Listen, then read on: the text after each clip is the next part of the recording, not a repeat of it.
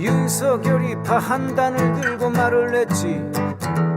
875원이면 가격이 합리적이라고. 우리 국민 뚜껑 열려 이렇게 외쳤지. 대통령 파면이 합리적이다. 윤석열 탄핵이 합리적이지. 김건희 구속이 합리적이지. 국힘당 해체가 합리적이지. 한동훈 수사가 합리적이지. 대통령 탄핵 물결 파죽지세. 신난다 탄핵이다 파안대소. 집집마다 국 끓이자 대파국. 윤석열 조만간 대통령 파면. 윤석열 탄핵이 합리적이지. 김건희 구속이 합리적이지. 국힘당 해체가 합리적이지. 한동훈 수사가 합리적이지. 대파. 예, 여러분 안녕하십니까? 4월 24일 싸대기 시작했습니다. 윤석열 끝내기. 네, 오늘 김태형 선생님 안녕하십니까? 안녕하십니까? 네. 예, 윤석열이 이제 끝낼 때가 됐는데 선생님. 뭐 그렇죠. 네. 거의 이제 끝난 상태인데 어떻게 뒷마무리를 하느냐. 뒷마무리를. 네. 그게 문제라고. 살 국리를 주면 안 되는데 그죠? 그렇죠. 살 틈을 주면 안 되겠죠. 살 틈을 주면 안 되는데. 네. 선생님께서 그 지난번에도 말씀하셨듯이 총선 끝나고 애들이 반격을 노릴 텐데. 그렇죠. 사정없이 몰아붙여야 된다. 네. 약간 그러지 못한 것 같았으면 약간 좀 걱정이 좀 되는 네. 그런 상황입니다.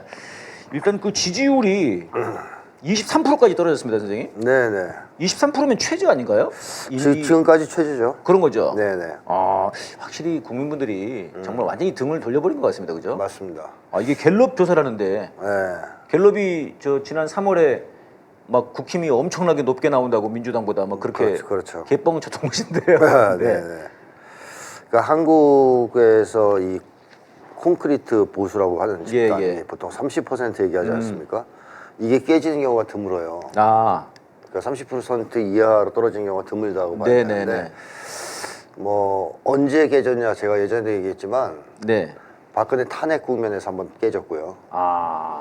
그 다음에 남북 정상회담 2018년 문재인 그때 깨졌죠. 지지가 80%였죠. 그러니까 20%까지 떨어진 거네요. 정상회담 지지가 막 80에서 85까지 올라갔으니까. 85까지 올라갔습니까? 그러니까 깨진 거죠. 그 이번에 또 깨진 건데요. 이 공통점을 파악해 보면 공포가 완화됐다라는 특징이 있어요. 그래서 한국의 제가 보수는 계속 공포형 보수다. 그러니까 그 이념이 좋아서 받아들인 게 아니고 공포 분위기 때문에 무서워서 받아들인 사람들이 대부분이다. 이 사람들이 보수 성향을 버리고 이탈하는, 그쪽에서 이탈하는, 그것은 공포가 줄어들 때뿐이거든요. 그래서 무의식적으로 공포가 줄어들면 이제 정신이 좀 돌아오는 거죠. 그래서 정신이 돌아온다. 이 사람들이 좀 급락하는 게 있어요. 왔다 갔다. 공포 분위기가 좀 세지면 갑자기 올라가요. 그래서 윤석열 지지율이 최대한 뭐 40을 넘을 때, 40몇까지 나올 때도 있거든요. 이게 이제 공포 분위기가 심할 때. 그러다 공포가 완화했어. 이번 총선처럼 대파해버리고 막 이러면 이제 별로 안 무섭잖아요. 넘어가네. 안 무섭잖아. 이제 넘어가는구나. 그렇죠. 그런 분위기가 되면 30이 깨지는 거죠. 떨어지는. 그래서 한국의 보수층의 특징을 보여주는 현상 중에 하나라고도 생각합니다. 그렇군요. 생각해 보면은 진짜 아무리 올라가봐야 40%였네요. 그렇죠. 최대치가. 지금 뭐 전 세계 그 지도자들 그거 보니까 또 우리 윤석열 대통령께서 부동의 1위를 차지하고 계시더라고요. 그렇군요. 근데 맨 밑바닥에서. 젤렌스키보다 더 아래인 것 같은데요. 뭐 거의 뭐 비슷한 것 같아요. 젤렌스키급. 지금 이런 지지율 급락 요인 좀 어떻게 보시는지. 무엇보다 뭐 윤석열 자체 문제가 크다. 총선이 끝나고 나서 국무회의 발언, 모두 발언. 한마디로 그거죠. 비공개 공개 대리 사과를 하는. 예, 그러니까 국무회의 모두 발언을 했는데 예. 사람들이 하도 이게 뭐야 이게 국정 방향이 옳다고 사과도 안 해. 그랬더니 사고도 안 해. 그러니까 이제 뒤에 가가지고 사실은 했다. 했다고 발표한 거죠. 그렇죠. 대통령실에서. 그래서 비공개로 했다. 비공개로 사과했다. 비공개 대리 사과. 예, 대리 사과. 그래서 이 내용은 그거잖아. 한마디로 국정 방향이 옳은데 네. 왜 너희들 체감을 못 하는 거야? 그렇죠. 국민들을 나무란 거잖아요. 왜 몰라? 왜 몰라줘? 안 느껴져? 뭐 내가 섬세하게 해줘? 더 느끼게 해줄까? 뭐 이런 거잖아요. 네, 그런 게 있었죠. 그런 걸 보면서 국민들이 이제 이 새끼는 안 되겠다. 이놈은 안 되겠다. 네. 이 사람은 도저히 안 되겠다. 이런 식으로 툭 떨어지는. 그리고 또 보수층 일각에서 그런 생각도 들을 수 있죠. 네. 야, 이런 태도를 또 보이면 앞으로 위험해질 텐데 상황이. 윤석열 지지하면 안 되겠다. 이런 사람도 생길 수 있고요. 합리적으로. 예. 그래서 윤석열 스스로가 자초한 측면이 크다. 예. 그래서 정진석 비서실장 임명도 컸죠. 아하. 이 정진석이 유명한 이 친일파의 막말. 그렇습니다. 쉽게 하면 주둥이 총기난 사범 아니에요. 친일 총기난 사범. 아주 심각한 인간이잖아요. 네네. 이런 사람을 임명한 걸 보면서 이제 국민들이 야 윤석열은 정말 변하지 않고 네. 마이웨이를 하겠구나. 이번에 뭐 이관섭 비서실장 배웅할 때도 마이웨이 불렀다면서요. 아 그래요? 너를 실제로 불렀다는 겁니까? 자기가 불렀는지 모르는데 대통령실에서 배웅하면서 영어 노래는 더럽게 좋아하네요. 당신을 뭐 사랑 그때 옛날에 불렀던 그 노래 있잖아요. 사랑이 필요한 거야? 사랑이 필요한 거죠. 그거 하고 마이웨이를 불렀다는 거예요. 되게 의미심장하죠. 탄핵이 필요한 건데요. 그러니까 내기를 가겠다는 거 아닙니까? 계속. 네네, 그러네요. 이런 상황을 보면서 국민들이 야 이거 안 되겠다 저놈 하면서 지지율이 급락하는 계속 떨어진 거군요. 윤석열이 일단 제일 큰 역할을 했다 이렇게 이제 봐야 되겠죠. 이게 지금 이제 이번에 총선 그 결과에서 이제 뭘 선택했냐, 왜 그랬냐, 이제 그런 걸 물어보니까 그러니까 윤석열 심판을 한 건데 그 심판의 이유 중에 하나가 이 민생 물가가 크더라고요, 선생님. 그럼요, 크죠. 네. 근데 이번에 보니까요 사과 10,000원이었지 않습니까? 네. 지금 양배추가 양배추가 또 10,000원대래요. 그래가지고 그 춘천에 가면 그 닭갈비 먹지 않습니까? 닭갈비에 그 닭이랑 이게 양배추가 들어가야 되는데 안 들어와요? 지금 이제 이거 어떻게 하냐 이게 지금 난리랍니다. 이거 비싸니까 지금. 양배추를 못 넣어주는. 네. 그래서 저녁에 밥 먹기가 애매하고 밥 먹고 나면 이게 후식으로 사과 조금씩 먹어야 되는데 이게 피부로 느껴지는. 그렇죠. 그러니까 대파가 좀 큰 거죠, 그러니까. 그렇습니다. 875원이 합리적이라고 그러니까 사람들이 완전 뚜껑 열려버린 거죠. 그러니까 결국 어떤 정권이든 간에 일반적인 국민들의 민심 위반을 불러오는 가장 큰 이유는 민생이거든요. 민생. 삶. 생활하고 사는데 너무 힘들면 뭐 이 정권이 잘했다고 생각하지는 않는 거예요. 아무리 말로 현란한 걸 외치고 뭐 해봤자. 그래서 민생 문제 해결은 아주 중요한 문제인데요. 그러니까 정치 고관여층은 민생이 좀 안 좋아도 정치 이슈라든가 뭐 예를 들면 독재적 방식으로 통치를 한다든가 이런 거에 훨씬 더 많은 반응을 보이지 않습니까? 근데 일반 보통 국민들은 그거에 대한 반응보다 오히려 민생에 대한 반응이 크죠. 근데 이거 이제 시간이 좀 걸립니다. 한두 건의 이슈로 되는 건 아니고 생활 체험 속에서 이제 쌓이는 거잖아요. 이 정권 들어서 살기 훨씬 힘들어졌다. 시간이 조금 걸리죠. 그 대신 한번 이게 마음이 떠나면 민생 문제로 돌이키기가 좀 어려운 그런 상황이 되죠. 그래서 문재인 정부도 사실 실패한 것 중에 하나가 민생 문제가 있죠. 그 부동산 문제도 부동산 있었고요, 문제, 막판에. 그리고 청년들이 희망을 가지지 못하는. 그 청년들 입장에서는 문재인 정권 촛불로 뽑아줬는데 사실 그때는 많이 뽑았어요. 20대가 많이 거의 전폭적 지지를 했다고 봐야죠. 막판에 윤석열한테 가버린 거죠, 이게. 근데 보니까 사는 게 별로 좋아지지 않는 거예요. 몸에 느껴지는 민생에서의 개선점 이런 게 안 느껴지면서 돌아선 게 크단 말이죠. 그래서 윤석열 정권은 더 심하니까. 지금 더 심하니까. 뭐 이제 민생이 국민들이 느끼는 불만은 훨씬 크다고 봐야 되겠죠. 이게 또 사실 또 선생님 민생이라고 하는 게 이게 또 외교랑도 연결이 되는 거 아닙니까? 윤석열 정권의 가장 큰 문제는 경제가 순수하게 경제를 잘못해서 생기는 문제가 아니라 국방이나 외교를 잘못해서 생기는 문제라는 게 크거든요. 그러니까 윤석열 정권의 가장 큰 문제는 미국을 일방적으로 추종하고 맹목적으로 숭배하면서 러시아, 중국, 북한을 적대시한 겁니다.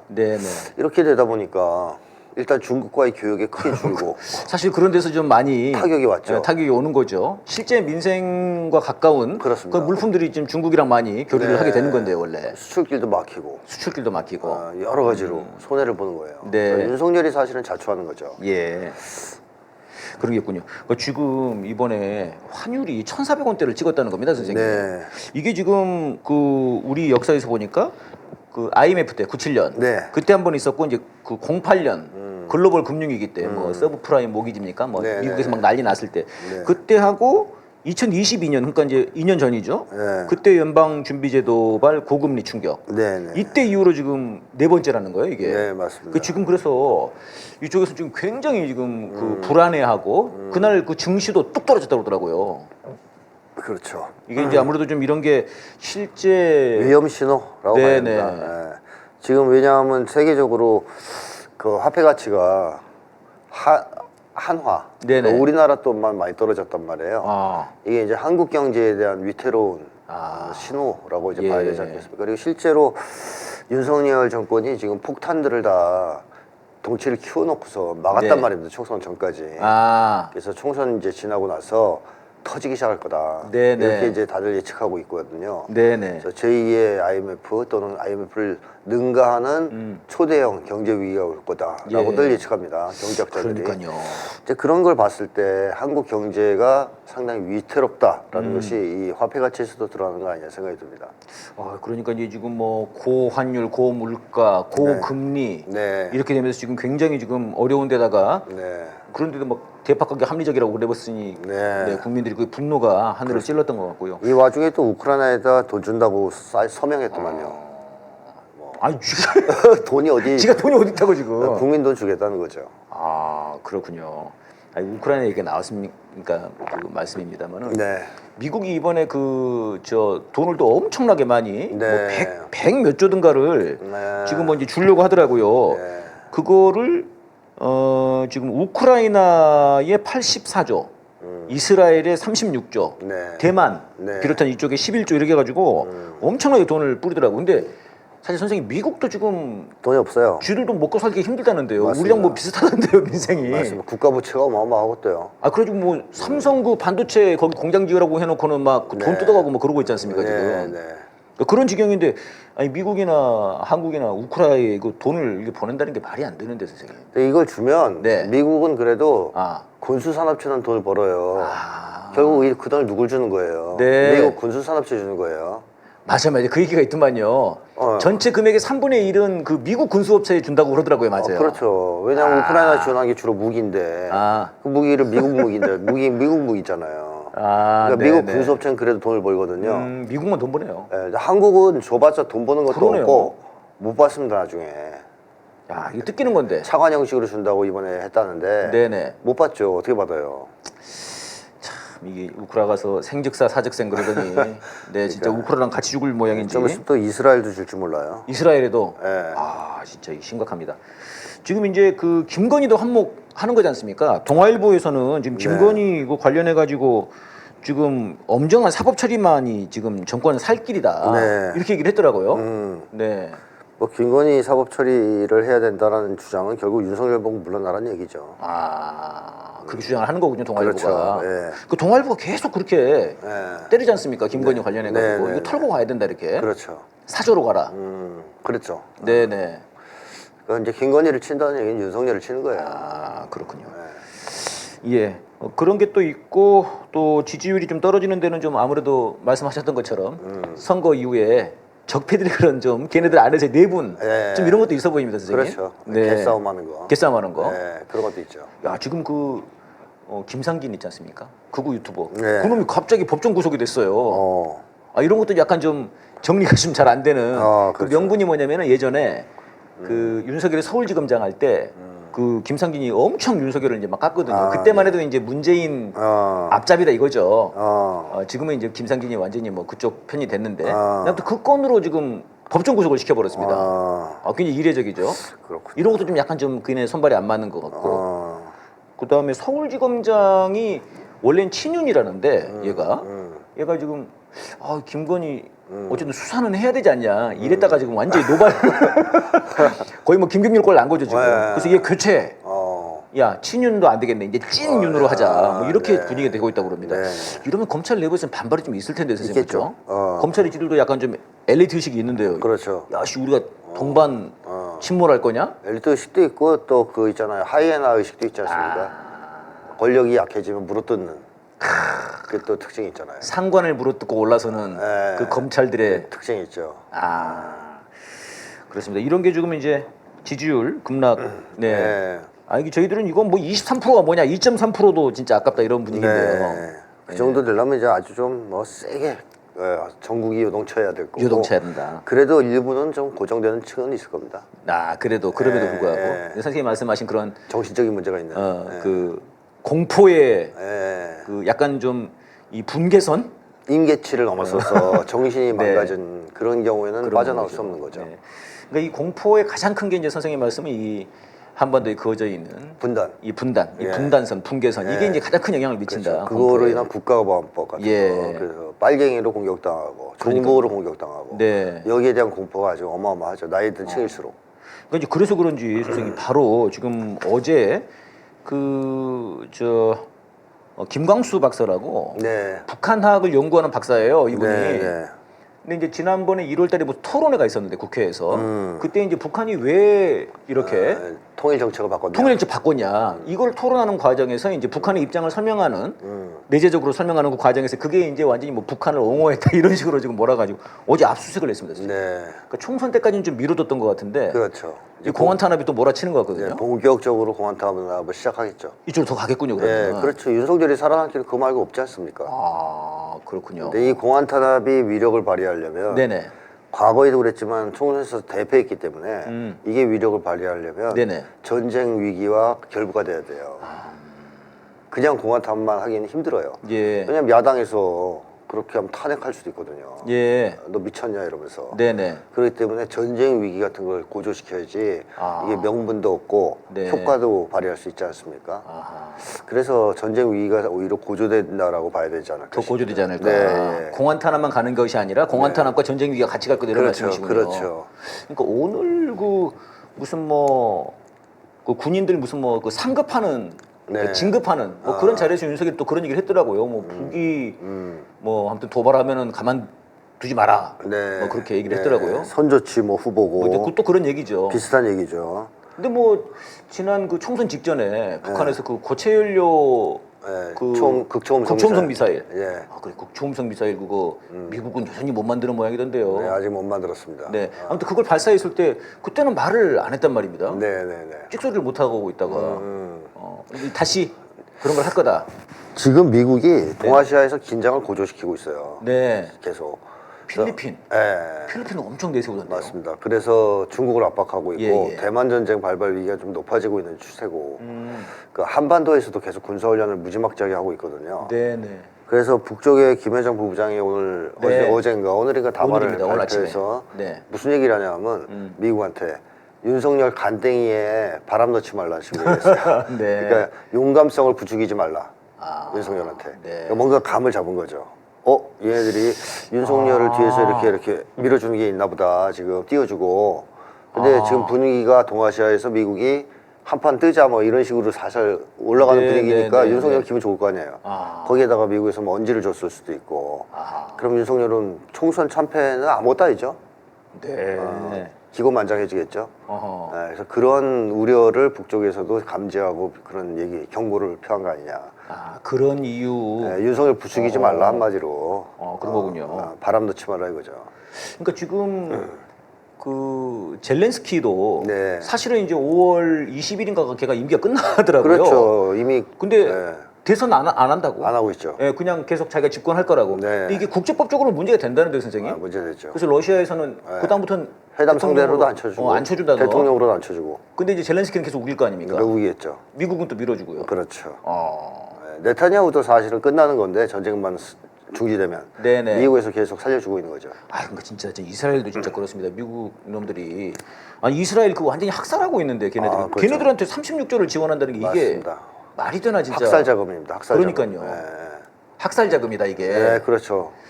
그래서 미국의 컬럼비아 대학 학생들이 지금 맞아요. 데모하고 그러잖아요. 데모인데 다 잡아갔다는 거예요. 네, 다 경찰 투입해서. 오, 108명을 잡아갔다는 거예요. 예. 그래서 나는 108명이면은 국힘당이 108석이잖아. 이번에 뭔가 이게 연결이 되는 건가 우스갯소리 생각을 했는데 아니 이게 그 기사가 올라오니까 제 주변에서도 그런 얘기가 있는 거예요. 아니 그 바이든이면 민주당이고 네네네. 그런데 반전 시위했다고. 원래 이제 반전 시위하면 민주당이 하는 걸로 사람들은 생각하지 않습니까? 반전 시위했다고 108명을 체포해? 굉장히 황당해하더라고요. 바이든이 더 지금 매파라고 봐야죠. 네. 오히려 트럼프보다. 네. 오히려.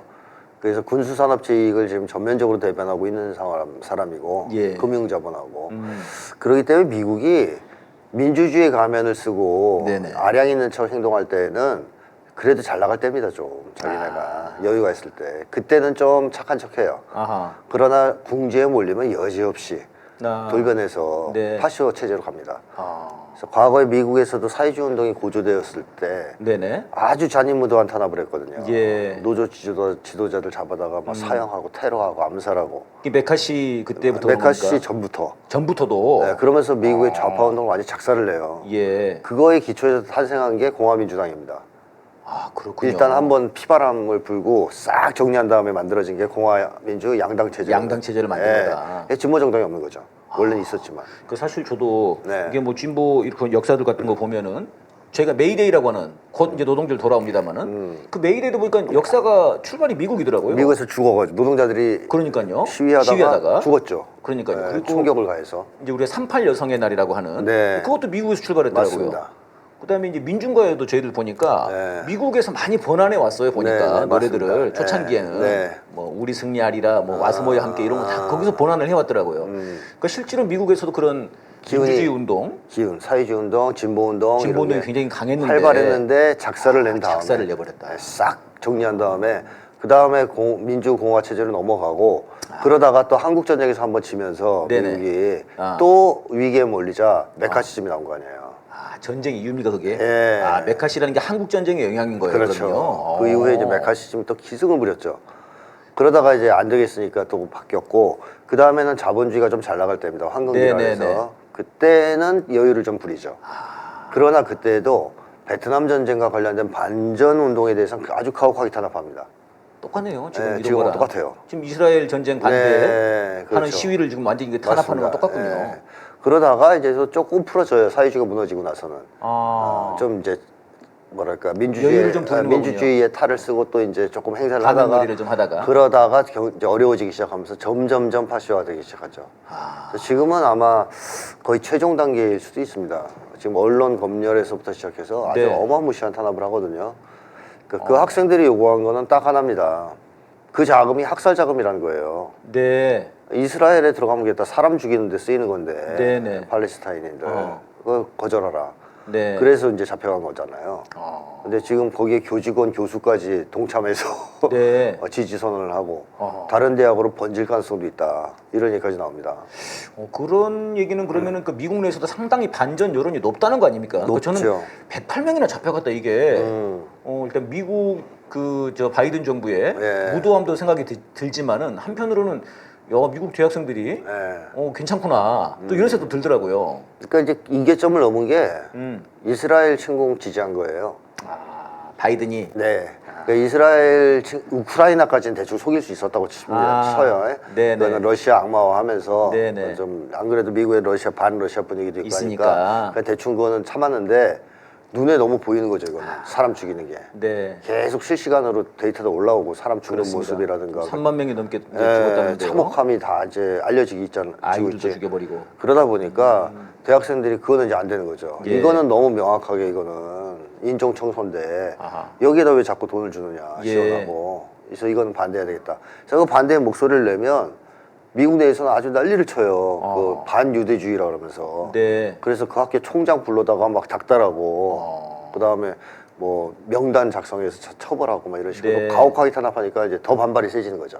그렇군요. 네, 이제 뭐 미국도 지금 상황이 그렇습니다. 상황은. 그러니까 이스라엘에서도 그 네타냐후를 반대하는 시위가 10만 명이 예, 시위를 했다고 그렇죠. 그러셨습니까? 예. 10만 명이면 선생님 보통 우리 촛불이나 할 수 있는 그런 시위인데 맞습니다. 전 세계적으로 봤을 때는 사실 그런 시위라는 게 그렇죠. 그런 그 물론 이제 중동 쪽에서 네네. 중동 쪽에서 반미 시위 이런 건 컸지만 네. 이스라엘 자체에서 10만 명 시위 이건 굉장히 독특한 것 같거든요. 그렇죠. 인구도 적은데요. 이게 만약에 선생님 중국이나 이런 데서 러시아에서 일어났으면 지금 막 우리 언론들 지금 난리 났을 거 아닙니까? 그렇죠. 예. 근데 뭐 이스라엘 10만 명 했다는 거 그냥 한 번 나오고 만 나와버리더라고요. 보도를 안 합니다. 근데 이게 이제 이스라엘이나 미국이나 좀 이제 자체 그 제국주의적인 나라들 자체에서도 이렇게 네. 벌어질 수 있는 거군요. 그렇습니다. 히틀러도 원래부터 네. 파시스트는 아니었어요. 예. 독일 상황이 너무 안 좋으니까 파시즘을 취한 거죠. 그러니까 파시즘이라는 것은 자본주의가 위기에 몰렸을 때 등장하는 체제라고 보시면 됩니다. 그러니까 자본주의의 하나의 그 마음속에 숨겨져 있는 악마군요. 비장의 무기예요. 비장의 무기다. 어려울 때마다 나오는. 그래서 자본주의는 꼭 민주주의랑 결합된다라고 보는 것은 오히려 잘못된 인식이고 파시즘적 성격을 가지고 있다가 네네. 그걸 잘 위장하고 있다가 위기에 몰리면 나옵니다. 항상. 독일, 이탈리아, 일본 다 좀 어려웠잖아요. 네네. 딴 어려워지면 나라들은 식민지 막 하는데 이쪽은 식민지도 없고 하니까 어려우니까 파시즘으로 간 거죠.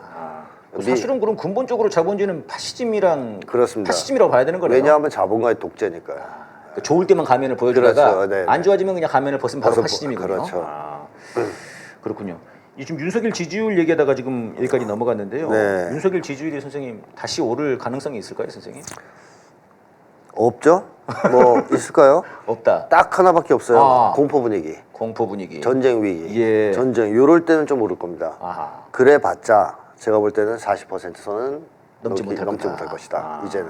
그렇군요. 예. 그러니까 지금 이제 그 분석하는 분들은 이제 이런 얘기들 하더라고요. 그러니까 이제 오를 가능성보다도 윤석열이 매달릴 그 이제 요인들, 그러니까 그렇게 치면은 이제 하나는 미국이랑 일본의 정치적 지원을 이제 네네. 요구하는 거.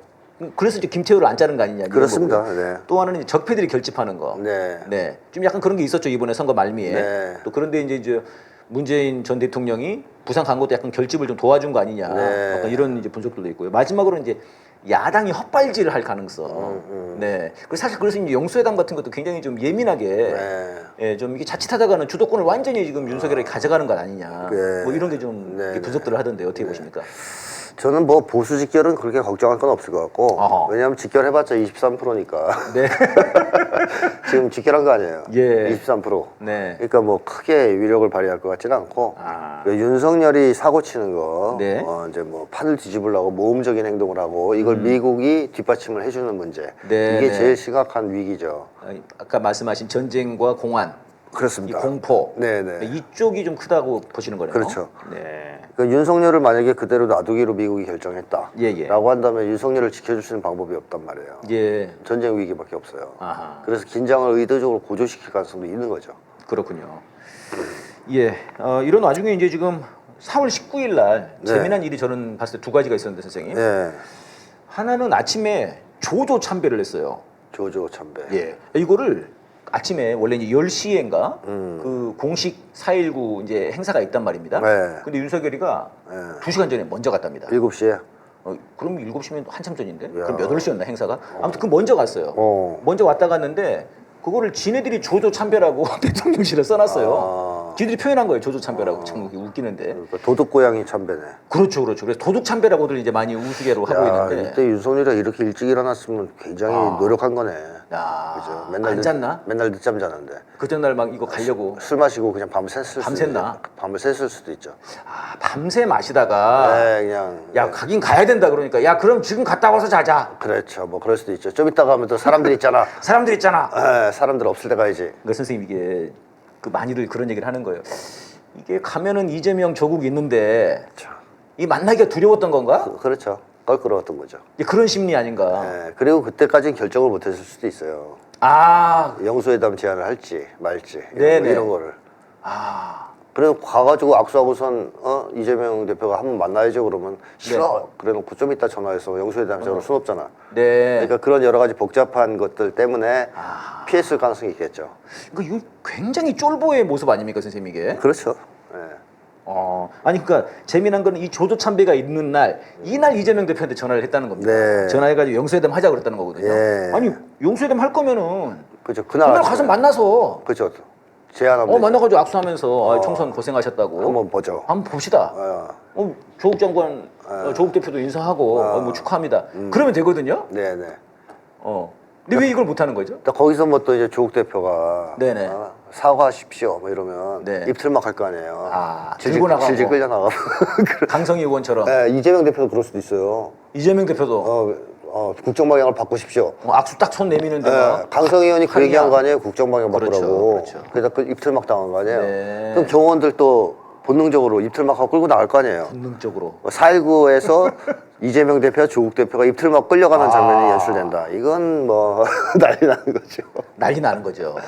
그러니까 윤석열 입장에서는 그런 네. 여러 가지 때문에 귀찮아서 안 갔을 것이다. 그러니까 이제 이게 같은 날이라는 게 저는 너무 황당하다는 겁니다. 4월 19일 날 정말 우리 그 민주주의를 피로소 지킨 그런 날인데요. 이날 조조 참배를 하고 그래서 일부러 조국 이재명을 피했는데 또 이재명 대표에게는 그 뒤에 전화를 해가지고 만나자고 하는. 그러니까 이건 이거 완전 역설인데요. 진정성이 없는 거죠. 영수회담 제안이. 그러니까 이거는 진짜 완전히 한번 그 던져본 낚시 아닌가. 그야말로. 네네 맞습니다. 그러니까 제가 볼 때는 윤석열이 만나자라고 먼저 제안을 했는데 이재명 대표가 아예 안 만날 수는 없다고 봐요. 뭐 안 만난다, 너는 인간도 아니야, 이럴 수는 없다라고 보거든요. 일단 뭐 제안이 와버렸으니까. 그렇죠. 지난주에 저희가 할 때만 해도 그때는 제안이 온 건 아니었습니다. 그래서 이제 그때는 오히려 이제 이재명 대표랑 조국 대표가 자꾸 그 얘기를 하는 게 먼저 할 필요는 없다. 할 필요 없다고 저희들이 이제 약간 좀 얘기를 한 건데요. 뭐 어쨌든 윤석열이 먼저 와버렸으니까. 제안을 했으니까 그러면 아예 거절할 필요는 없는데 그냥 갔다가 빈손으로 갔다 올 수는 없잖아요. 그렇습니다. 뭐 맛있는 과자나 먹고 올 수는 없단 말이죠. 윤석열은 그러자는 겁니다, 선생님. 술만 먹자는 거 아니에요. 일단 만나자. 근데 이쪽은 그럴 수 없는 거예요. 그렇죠. 그렇게 갔다 오면 안 가는 일만 못한 거고. 네. 또 뭐 국민적 분노가 또 치솟을 텐데 잘못하면 민주당이 욕먹을 수도 있는 거고요. 저는 이게 좀 걱정되더라고요, 선생님. 만약에 빈손으로 돌아오면 이걸 완전 윤석열의 살기만 열어주는 거지 않습니까? 그렇죠. 이렇게 되면은 저는 그 이낙연 생각이 나더라고요. 이낙연이 사실 그 야당 대통령 후보로 1위를 달리고 있었지 않습니까? 여당 대표할 때만 해도, 민주당 대표할 때만 해도. 근데 그 이명박이랑 박근혜 사면 얘기해가지고 그때부터 그냥 꼬꾸라져가지고. 그렇죠, 그랬죠. 이번에 15%도 못 얻었죠. 이게 사실은 이게 자칫하면은 이게 굉장히 위험할 수 있는데. 근데 그래도 그런 쪽은 아닌 듯 한 게 최소한 25만 원 그 지원금, 민생지원금, 민생지원금 그 요구한 것 같고 또 몇 가지 의제를 제안한 것 같아요. 특검하고 최상병 특검, 최해병으로 부르자라는데 요새 이제 하여튼 최상병 특검, 최해병 특검, 그리고 개헌 뭐 이런 몇 가지를 의제로 삼아서 논의하자. 그리고 뭐 하나 정도는 양보하라고 얘기했을 수도 있는 거죠. 25만 원 정도는 해라. 근데 그걸 대통령실에서 윤석열한테 전달했을 거 아니에요. 뭐 그러면 윤석열이가 받을 리가 없지 않습니까? 그러니까 지금 연기된 거예요. 지금 상황이. 그래서 못 하고 있잖아요. 가서 만약에 아무것도 양보하지 않고 뭐 술만 먹자 그런다. 그러면 이재명 대표가 더 이상 할 이유가 없어요. 만나보니까 역시 인간이 아니었다. 갔더니 멧돼지가 나와 있었다. 역시 다시 한번 확인했다. 그러면서 이제 이 정권과의 이제 협치는 없다. 라고 선언하면 오히려 명분 쌓기로 좋죠. 그렇게. 한번 만나서. 그게 좋을 것 같습니다. 근데 뭐 만났는데 별거 없는데 양보할 것 같지도 않은데 계속 만나면 그건 안 되는 거죠. 그러니까 저는 열받는 것이 그런 겁니다. 아니 진짜로 이렇게 야당 대표를 만나가지고 뭔가를 해볼 의향이 있다면 그럼 지금 이재명 대표가 이번 주 금요일 날 또 재판이 있다는 거예요. 이런 거를 좀 정리를 시켜주든가 지가. 그다음에 언론들도 지금 그 김건희 막 23억 나온 거 그거 엄청나게 탄압하더라고요. 이거 탄압을 다 하고. 그러니까 말하자면 이재명 대표한테 칼은 계속 쑤시면서 대화하자고 하는 꼴 아니냐. 그리고 정진석 임명하면 안 되는 거죠. 그러니까요. 그 침입한 업무를. 좀 이쪽에서 납득할 만한 인사를 임명했어야죠. 그러니까 윤석열은 바뀔 생각 전혀 없어요. 전혀 없고 이걸 시간 끌기용으로 쓰는 거예요 지금 영수회담을. 저는 이거 보면 선생님 이게 미국이랑 너무 똑같은 것 같아요. 미국이 북한한테 계속 군사훈련하면서 회담하자고. 그래도 뭐 조건 없이 만나자고. 아니 조건 없이 만날 거면은 지들이 저 훈련이라도 하지 말든가. 리퍼까지 왔더라고요. 그 리퍼라고 무인기죠. 약간 최첨단 무인기인데. 이제 그런 모습이 너무 똑같은 것 같아요. 그냥 만나서 술 한잔 하자. 무슨 술을 마셔 지금. 사람들 다 죽여놓고. 맞습니다. 그런 게 있군요. 여기서 노래 한 곡 듣고 또 이어가도록 하겠습니다.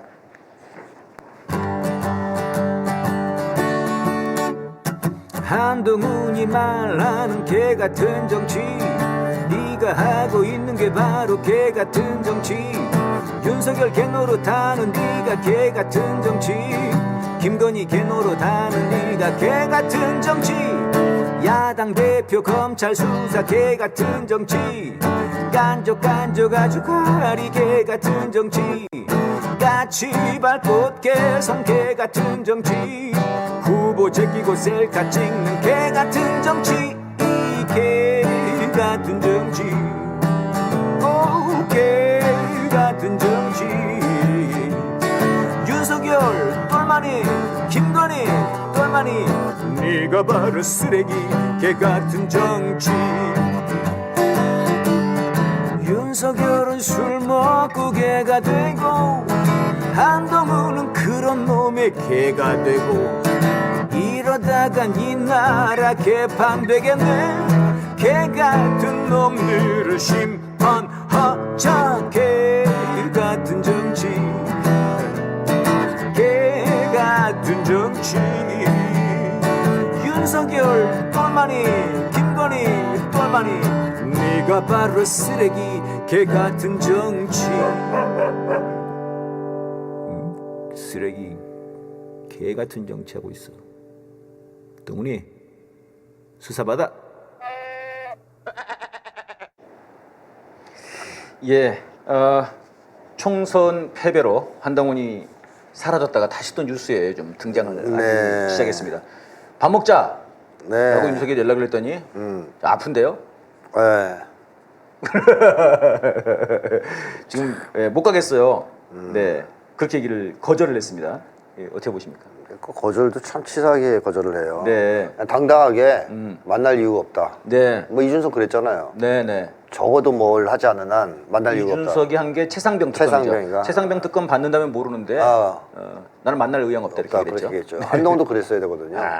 뭘 하지 않는 한 안 만나겠다. 뭐 이런 정도로 해야 당당하잖아요. 네. 최소한 이준석급은 되는 거 아니겠어요? 근데 저 아파요 뭐 이러는 거잖아요. 네. 아파요. 이게 언제 쓰는 거예요? 저 옛날에 학교 다닐 때 학교 가기 싫으면 네, 아침에 가장 많이 하는 방법이 뭐예요? 꾀병. 네. 꾀병이죠, 꾀병. 아프다고. 그리고 회사에서도 직장 상사가 막 화낼 것 같으면 지각해서 네. 막 아픈 척 하잖아요. 굉장히 이게 수동적이고 좀 수준 낮은 누가 봐도 뻔한 수준이 낮은 그런 핑계잖아요. 네. 이런 걸 대면서 안 갔다라는 것은 정말 한동훈답다. 라는 생각이 드는데 어쨌든 한동훈이 왜 이렇게까지 치졸한 짓을 하면서까지 안 갔을까? 무서워서 안 갔을 거라 봐요. 또 만나면 또 대가리 박아야 되는 건가요? 용산 대통령실 딱 들어가면 솥단지 걸려 있을 수 있어요. 솥단지. 들어가? 들어가 토사구팽 이제 삶아야지. 뭐 그런 여러 가지 생각이 있었을 거 아닙니까? 그러니까요. 혹시 가면은 뭐 솥단지가 있지 않을까? 아니면 뭐 골프채가 있지 않을까? 골프채.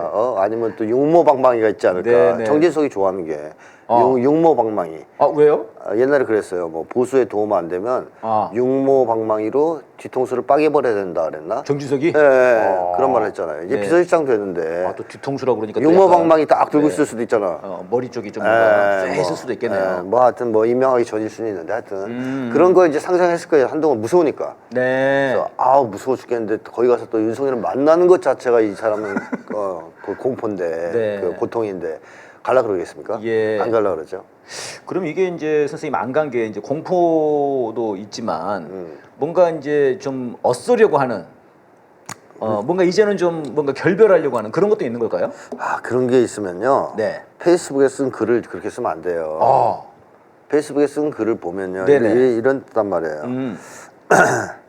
윤석열한테 지금 뭐랄까 배신이 아니라 용기다. 네, 그런 얘기를 했죠. 네. 그다음에 누가 자기한테 그런 짓을 하면 잠깐은 유쾌하지 않더라도 결국 고맙게 생각할 것이다. 이게 무슨 얘기냐면 내가 그거 좀 개겼지만 그거는 뭐 배신이 아니고 충정에서 우러난 거다. 고마운 줄 알아라. 그러니까 대통령한테 도움이 될 거라고 생각해서 한 것이지 딴 마음이 있는 건 아니다.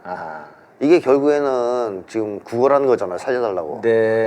그러니까 만약에 싸울 마음이 있으면 페북에 그랬으면 안 되죠. 페북의 내용을 보면 다 이제 구걸이에요. 살려달라는 거다. 저 좀 살려주세요. 이 내용 이거로 읽혀져요 다 내용들이. 이제 그런 거를 봤을 때 지금 한동훈이가 윤석열과 맞서겠다는 어떤 마음의 준비 이런 거는 되어 있지 그런 건 않다. 없다. 네, 이렇게 저는 생각합니다. 그러니까 이게 이제 그 한동훈이 왜 글을 썼을까 페이스북에 이 그런 분석에서 네. 그러니까 이제 홍준표가 네. 윤석열이랑 뭐 4시간을 만났다는 겁니까? 네, 4시간이나 만났죠. 저도 그때 만난 거 너무 길게 만났어요. 보통 정상회담도 예. 한 30분이면 끝나요. 뭐 연어를 갖다 놓고 술 마시면서 했나? 네, 아니 이게 네. 시간 가는 줄 모르고 얘기했다는 건데요. 한동훈 뒷담화를 그렇게 재밌게 깠나? 뒷담화가 시간 가는 줄 몰라요. 가다 보면 제일 시간 잘 가는 게 뒷담화예요. 네. 그래서 둘이서 뒷담화 하다 보니까 이제 죽이 네. 뭐 장단이 맞는 거죠. 북치고 장구치고. 네. 그러니까 막 기분 좋아가지고 한 잔 더 가, 야 한 병 더 갖고 와. 뭐 한 병 더. 짝으로 갖고 와 짝으로. 그 4시간 동안 씹은 거예요. 둘이서 안주 막 씹으면서 한동안 씹고 막.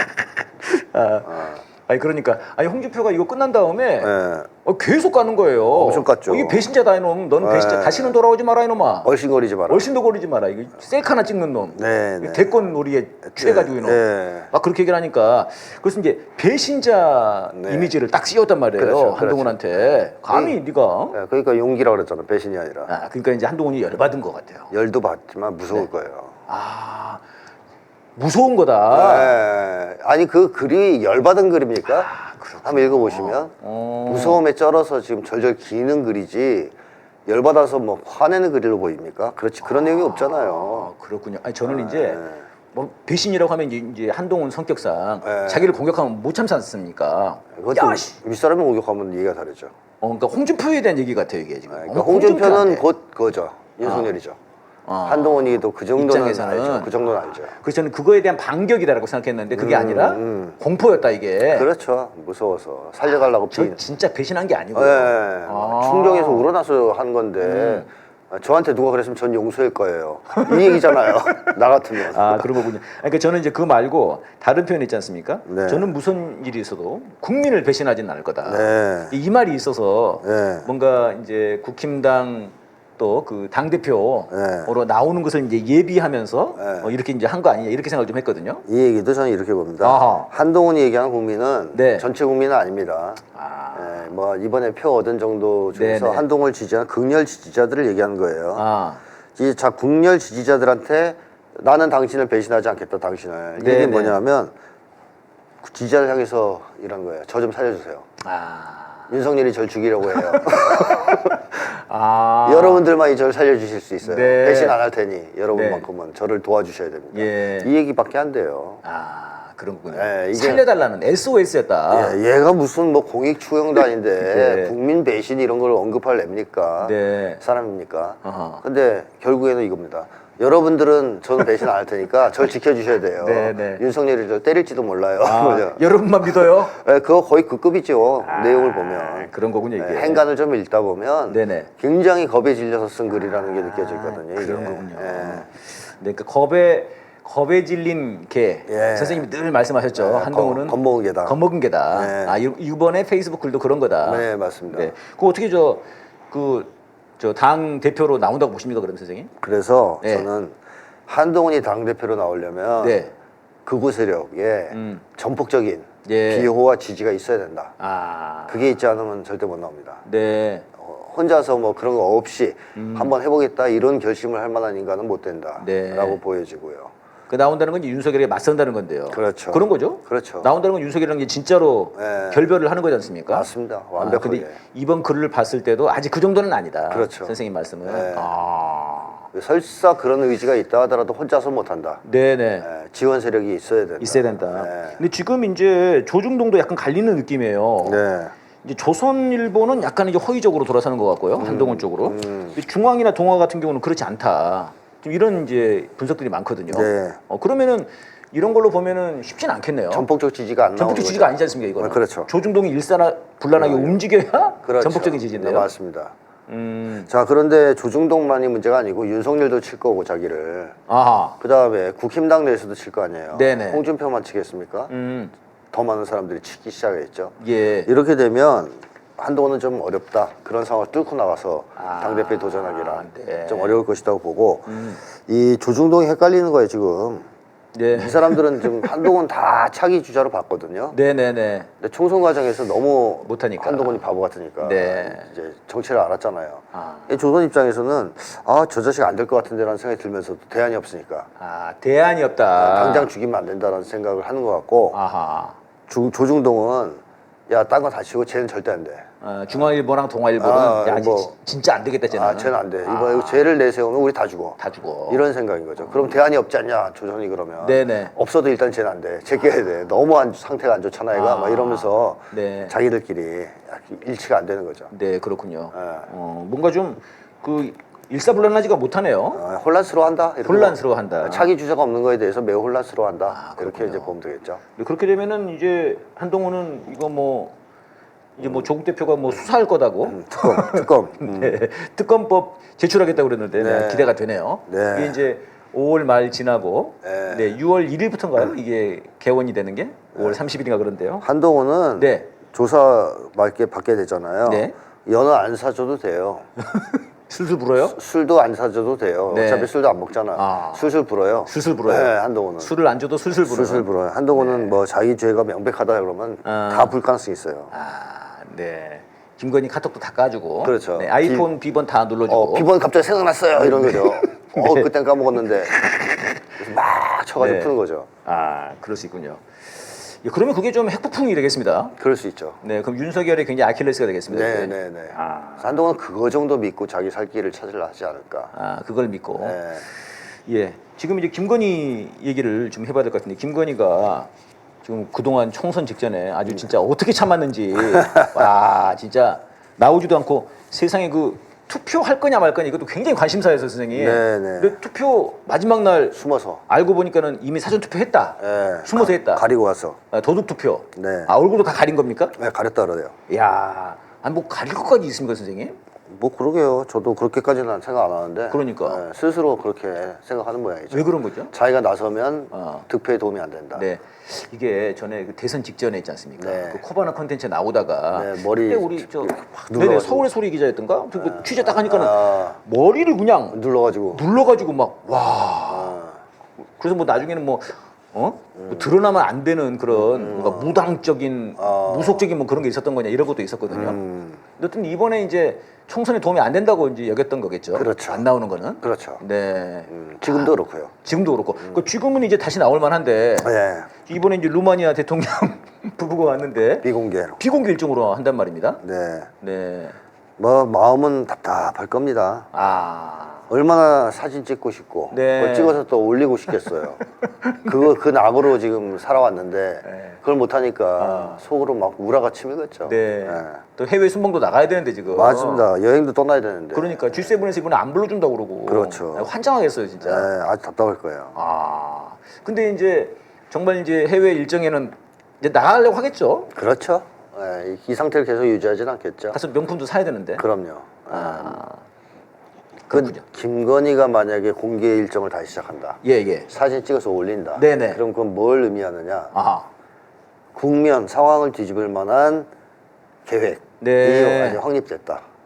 라는 걸 의미한다고 저는 생각합니다.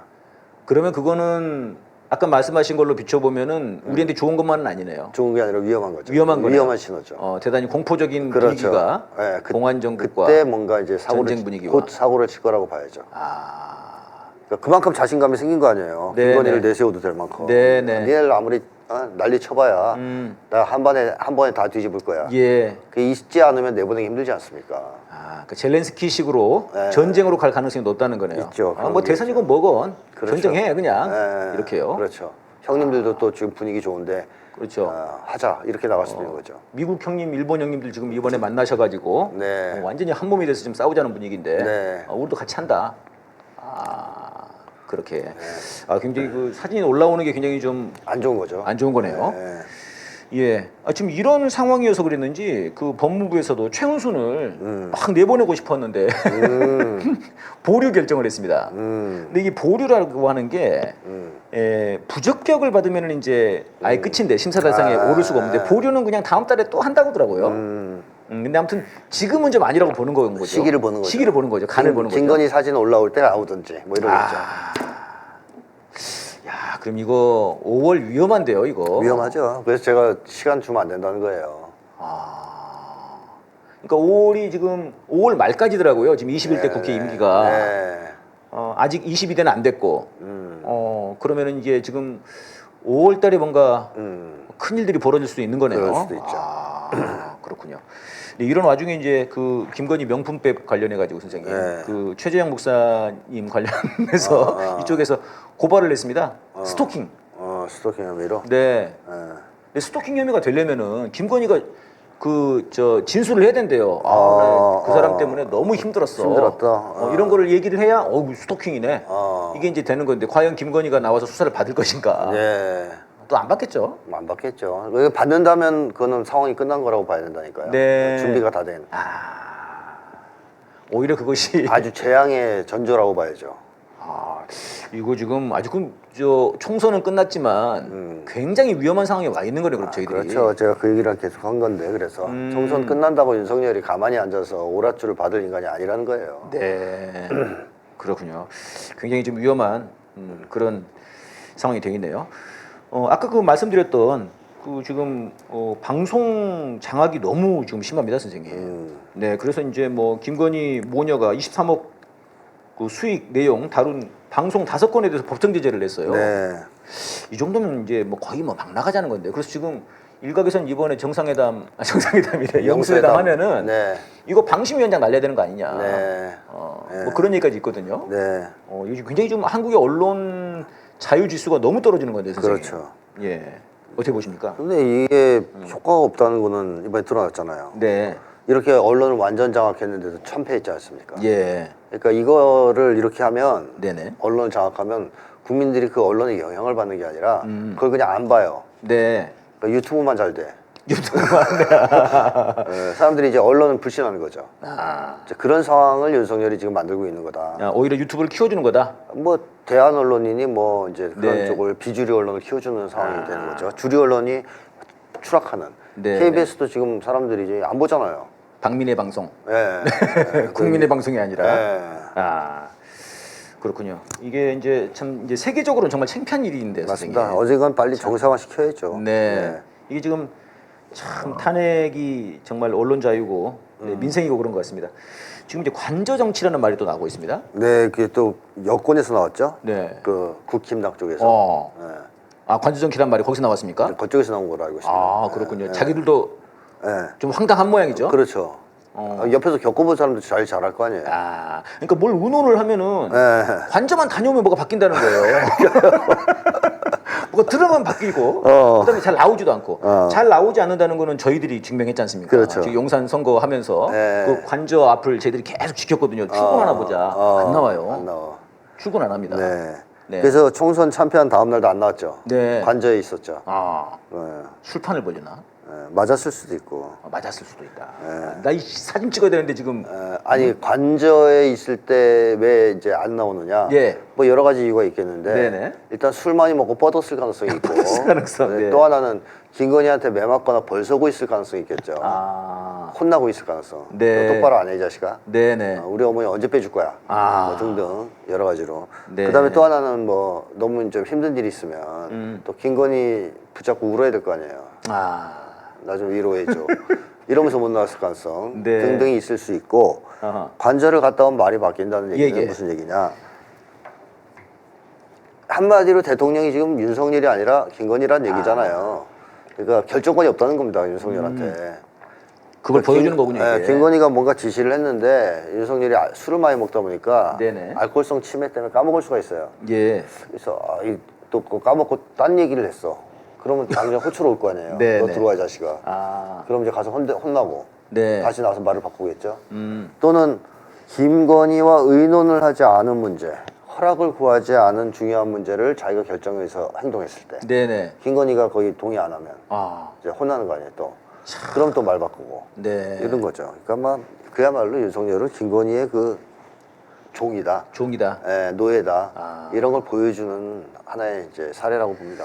그러니까 이번에 지금 이제 그 총리, 비서실장 뭐 이런 얘기 나올 때 네. 지금 이제 그 박영선 네. 전 장관 총리 얘기 뭐 지금까지도 계속 뭐 살아있는 것 같아요 이건요. 네. 그다음에 이제 양정철 비서실장 예. 얘기가 나왔는데 이게 지금 이제 비선이 관여하는 거 아니냐 뭐 네. 이런 얘기가 아주 공공합니다 선생님. 네, 비선이라 하면 뭐 이제 김건희죠, 김건희. 김건희를 얘기하는 거죠. 박영선이랑 김건희가 친하다고 그래요. 네, 친하다고 뭐 합니다. 20년 지기? 네. 무슨 얘네들은 언제부터 이렇게 친했던 거야 도대체? 결혼 전부터 지냈다는데요. 아 그래요? 윤석열과 그때부터 알고 지내면서 친하게 지냈답니다. 박영선과 윤석열이요? 아니 김건희와 아 김건희와 박영선이? 윤석열과 결혼하기 전부터. 야 박영선 진짜 뭐 하는 사람이지? 뭐 하는 사람 세월호 때 그 질질 짠 사람이잖아요. 네네. 세월호 유족 앞에서 네. 막 울면서 네네. 여러분들 도와주고 싶은데 국회의석이 모자랍니다. 의석이 모자라서 못합니다. 그래서 표좀 의석 표 달라고 그랬죠. 그랬죠. 그래서 몰아줬더니 아무것도 안 했죠. 네. 그런 인간이죠. 저는 그게 너무 기억나요. 그 장면이. 그 장면이. 네, 그래서 이제 두고 보자 그랬거든 내가. 아. 자기 말을 지키는가. 네. 네, 전혀 모르고 생각하고 내가 그런 말을 했나요? 뭐 이런 분위기. 그때가 180석 몰아줄 때입니까? 네? 그러고선 180석 몰아준 거예요. 그러니까 이게 의석이 지금 이번에 총선에서 많이 갔다고 좋은 게 아닌 겁니다, 선생님. 그렇게 맞습니다. 생각하면. 이 못하면. 이 시금석이 되는 것 같습니다. 그렇죠. 네. 아니 그러니까 이 김건희가 이게 지가 뭐길래 진짜 이렇게 막 그 뭐 멋대로 구는지 진짜 정말 어이가 없습니다. 예, 그 박영선 장관 관련해서 추미애 또 장관이 또 한마디 했죠. 국내 사정을 잘 모른다고. 네, 미국에 또 이제 시작을 했잖아. 총선 결과 모르는 거 아니냐? 잘 모른다고. 네, 그런 얘기를 했습니다. 그 지금 이제 최상병 관련된 최혜병, 네. 최혜병 관련된 사망 사건 이거 지금 이제 5월 3일 날 네. 올리자. 5월 2일인가 3일인가 지금 이제 그런 얘기가 나오는데요. 이게 아무래도 대통령과 야당 대표 아마 영수회담에서도 주요 의제가 될 것 같은데요. 네. 이게 좀 중요한 시금석이 될 것 같은데 이제 이 과정에서 지금 그 이시원이라고 그 네. 비서관 있지 않습니까? 네. 이놈이 압박을 가했다 이런 얘기가 있거든요. 지금. 예, 그게 드러났죠. 네, 이놈이 지금 원래 그 서울시 공무원 간첩 단 사건 있지 않습니까? 이거 조작한 놈으로 아주 유명한 놈이지 않습니까? 예, 조작의 달인인가. 조작의 달인, 조작의 달인. 이것들은 뭐 다 조작의 달인, 뭐 도둑의 달인, 맞습니다. 뭐. 아니 그래가지고 이놈이 그때도 대통령실 들어갈 때도 사람들이 야 이거 반대했었죠. 이게 말이 되냐 이런 놈을. 근데 이놈이 마침내 이 수사외압의 또 중심에 또 섰어요. 예 나타나게 됐습니다. 이거 어떻게 보십니까, 선생님? 사실은 뭐 이시원이 문제겠습니까? 이시원이 혼자 단독으로 그걸 했을까요? 네, 누구의 지시를 받아서 했겠죠. 네. 또는 누구의 신기를 위해서 했겠죠. 아, 그러니까 윤석열이가 결국엔 골인데 일단 이시원을 잡고 그 윤석열까지 쳐야 되겠죠. 네. 그 지금 이게 참 한 군인이 한 군인이 정말 국민을 위해서 일을 하다가 이제 네. 죽은 사건인데 네. 참 걔네들은 이걸 뭐 아주 작은 사건 뭐 이렇게 표현하더만요. 그렇죠. 네, 그러면서 이걸 완전 히 뒤덮어 버리려고 하고. 네, 네.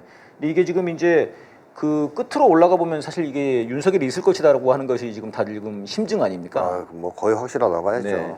그렇게 되면 이제 탄핵 그 사유입니다. 사안까지 될 수 있는 명백한 사유까지 될수 탄핵 있는. 사유입니다. 네. 그래서 그런지 너무 이렇게 강력하게 네. 쟤네들도 이제 거부를 하고. 그래서 윤석열이 이게 골치 아픈 거예요. 받자니 네. 탄핵 사유가 나올 가능성이 높단 말이죠. 네, 그러면 분위기가 확 반전되면서 탄핵 국면으로 넘어갈 수가 확 없어요. 넘어갈 수 있기 때문에 그렇죠. 그래서 길을 쓰고 막아야 한다. 받자니 힘들고 안 받자니 그것도 곤란한 것이 네. 뭐 총선 전이면 몰라도 참패한 다음에 안 받으면 아하. 뭐 민심에 대한 정면 도전 아닙니까? 그렇죠. 국민적 분노가 폭발할 수 있고요. 네. 또 하나 중요한 문제는 재의결될 가능성이 높다는 거예요. 네, 네. 일단 안철수하고 이준석은 찬성표 던진다고 공개적으로 얘기했어요. 그렇게 얘기를 했죠. 그러면 6명 남았잖아요. 네. 6명 이탈자 안 나올까요? 그 지금 뭐 그 도봉인가요? 거기 김재석? 김재석? 걔도 하겠다고 그러고. 그럼 3명 나왔네. 네네. 그다음에 뭐 비례 쪽에 또 누가 있습니다. 그럼 4명. 네. 이제 둘 남았네. 이거 되겠죠. 당연히 재의결 넘어갈 가능성이 높아요. 22대 국회에서 넘어갈 그렇죠. 수 있는 그러면 윤석열은 완전 개쪽 아닙니까? 네. 거부권 행사에도 또 통과가 됐으니까. 그럼 그 다음부터 거부권 행사할 수 있겠습니까? 네. 오히려 그것도 레임덕, 데드덕까지 갈 수 있는 아주 심각한 사안이기 때문에 그러네요. 윤석열로서는 머리가 빠개질러 그럴 거예요. 지금. 이걸 받자니 골치 아프고 안 받자니 그 후폭풍과 네네. 뒷감당이 어려울 것 같고 예. 참 윤석열은 힘들 겁니다 이거. 술이 그냥 계속 들어가겠네요, 지금 이거. 그래서 이것 때문에라도 영수회담을 자주 했으면 좋을 것 같다라는 생각하겠죠. 술 마시면서 그냥. 받을까 다음번에 얘기해. 2주 뒤에. 그렇게 끌려다니면 안 되는데요, 그죠? 그렇게까지 되겠습니까? 네네. 한 번에 딱 치고. 아니다 싶으면 쳐야죠. 네. 그러니까 제 생각에는 처음에 딱 한 번 만나서 윤석열이 가장 그래도 양보를 쉽게 할 수 있는 게 25만 원이에요. 네네. 그게 말로는 맨날 아니라고 막 난리를 치지만 네네. 덜 부담스러운 거예요. 자기가 그걸로 죽는 건 아니거든. 네. 그건 받을 수도 있단 말이에요. 네. 한 번 딱 만나서 그거 받아. 25만 원. 그리고 그 다음에 안 가. 땡. 이제 네가 더 양보할 거 없잖아. 그럼 이제 왜 만나? 그렇죠. 그러니까 이제 실리를 챙기고 이제 명분을 이제 확보하고 더 안 만나면 되죠. 네네. 그래서 뭐 그 정도 수완에서 잘 하지 않겠나 생각합니다. 네. 최근에 그 기사에서 여론조사를 한 게 있었는데요. 향후에 이번에 당선된 사람들 중에서 의정 활동을 좀 기대되는 당선인이 누구냐 그러니까 조국 대표가 12%를 얻었어요. 2위가 이준석이었습니다. 8%. 이재명 대표가 5%로 3위였어요. 근데 이제 반면에 장래 정치 지도자, 그러니까 말하자면 다음 대통령 누가 될 것 같아? 이거는 이재명이 24%, 한동훈이 15%, 조국 7% 이렇게 나왔거든요. 네. 그러니까 이제 당연히 다음 대통령은 이재명 대표가 될 거라고 생각은 하지만 당면에서는 의정 활동 기대는 조국 대표한테도 훨씬 많은 거예요, 지금 보니까. 의정 활동이라기보다는 윤석열과 잘 그러니까 싸울 그런 사람. 거죠. 윤석열과 잘 싸울 사람. 네네. 조국 대표 제일 잘 싸울 것 같고. 이준석도 좀 이준석도 꾀하고. 만만치 않을 것 같고.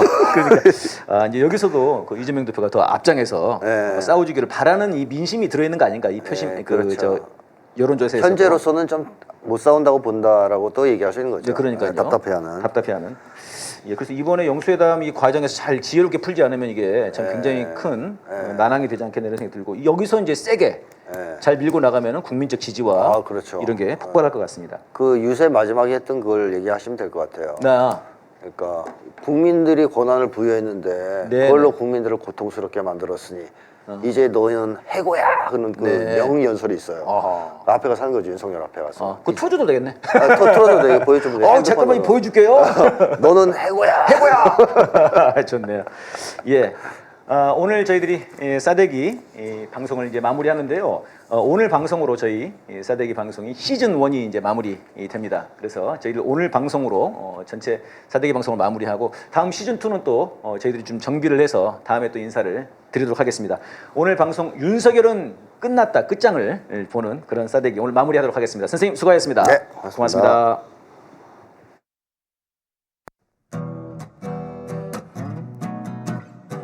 위조는 했지만 고의는 아니라니 이게 뭔 개소리여. 술은 마셨지만 음주운전 아니라는 말이랑 똑같잖아. 3천만 원도 아니 3억도 아니 30억도 아니 무려 347억 원을 속여놓고 고의가 아니라니. 장고 증명서.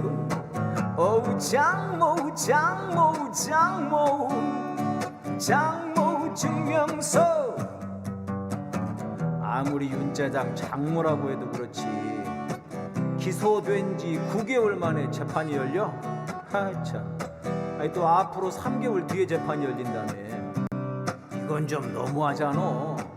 니들도 70곳 압수수색 100만 건 언론보도 34번 1심 공판 이런 거 해줘야지. 아니 그래야 공정하지 않아? 법과 원칙 좋아하잖아. 안 그래 윤짜장? 위조는 했지만 고의는 아니라니 이게 뭔 개소리여. 술은 마셨지만 음주운전 아니라는 말이랑 똑같잖아. 3천만 원도 아니 3억도 아니 30억도 아니 무려 347억 원을 속여놓고 고의가 아니라니. 장고 증명서. 장모 증명서.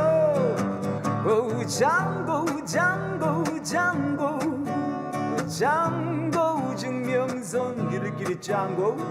장모 증명서.